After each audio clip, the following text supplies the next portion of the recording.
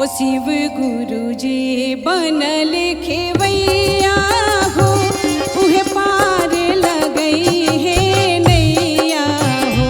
शिव गुरु जी बनल खेवैया हो, उहे पार लगई है नैया हो। शिव गुरु जी बनल खेवैया हो, उहे पार लगई है नैया हो। शिव गुरु जी बनल खेवैया हो, उहे पार लगई है नैया हो। तू आस रखा विश्वास रखा, तू आस रखा विश्वास रखा, तू गुरु के चरण में माथ रखा। तू गुरु के चरण में माथ रखा।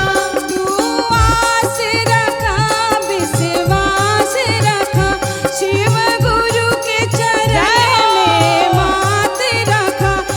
पल पल के बनी है सहैया हो, पल पल के बनी है सहैया हो, उहे पार लगई है नैया हो।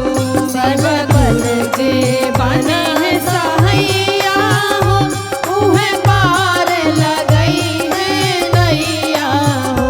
शिव गुरु जी बनल खेवैया हो, उहे पार लगई है नैया हो। शिव गुरु जी बनल खेवैया हो, उहे पार लगई है नैया हो। तू शिव गुरु रटत रहा, तू शिव गुरु रटत रहा। तू नमः शिव जपत रहा। तू नमः शिव जपत रहा। तू शिव गुरु रटत रहा। तू नमः शिव जपत रहा।